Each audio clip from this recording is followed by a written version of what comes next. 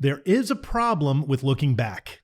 We know this profound truth because Jesus laid it on us when he said, I forget where it's at now, he who puts his hand to the plowshare and looks back is not fit for service in the kingdom of God. You know, as Christians, we maybe look at that passage as an indictment. It's more a practicality. Stay tuned, and I'm going to get into this. What is the problem with looking back? Hi, my name is Shawn Sommerkamp, and this is Motivationeer Christian Coaching.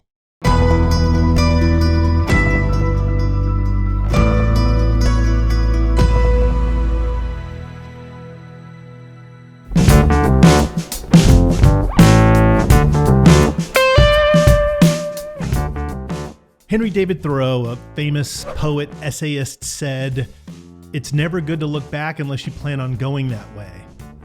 Perhaps he was expounding on the deeper truth that Jesus kind of shared. If you're kind of plowing and going forward, you're doing that to make way for more seed, right? And if you're plowing and you look back, the line's not going to be straight. You're going to go off, and it's just going to cause all kinds of issues with what? Future growth. That's the key. This is why it's not a great idea for us to spend almost any amount of time looking backward.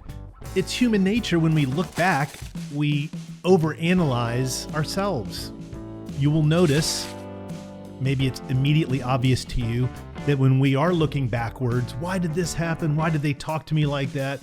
Why did the customer fire us? Obviously, you want to do a little bit of postmortem, but dwelling on it from a negative point of view, it literally comes at an opportunity cost. You know what an opportunity cost is, right?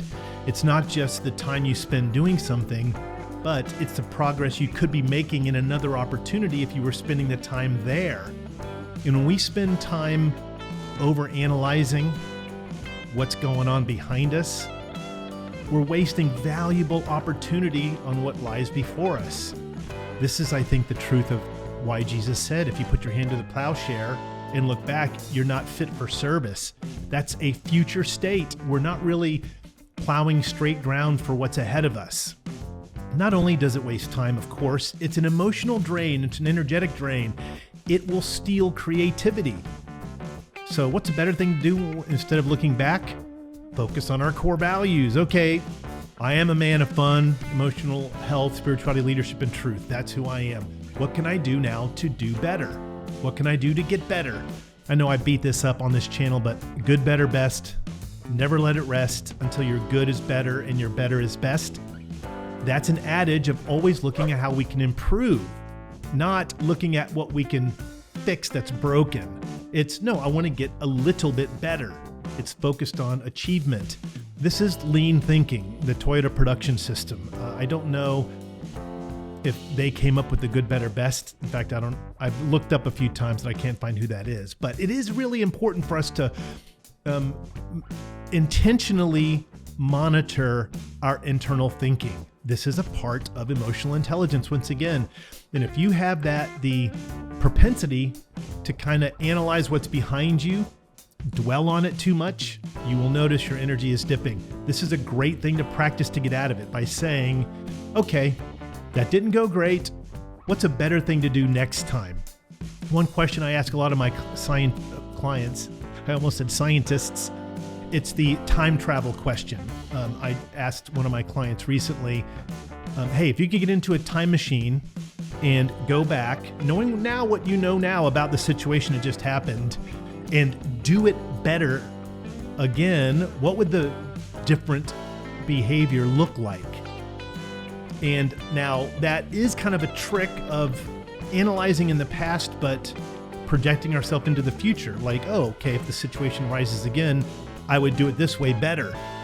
When we answer that little trick question, what we're doing is kind of preparing ourselves, learning to recognize a similar scenario in the future. And then kind of training ourselves in a slight way. This is kind of like visualization. The time travel question, not so we can dwell on the past, but so we can pretend, okay, for the future, this is how I'm going to do it better. So if you're one of those people who do dwell on the past and you've noticed that it's messing with you, please leave me a little message. Ask me some questions for clarification. I'd love to hear from you. Thanks for watching. Please like and subscribe for 2 new videos each week. Tell me in the comments below about your career situation and I'll make a video for you with a shout out. You can also become a member at Motivationeer.com. Your career is not just a way to make a living, it's a way to transform the world.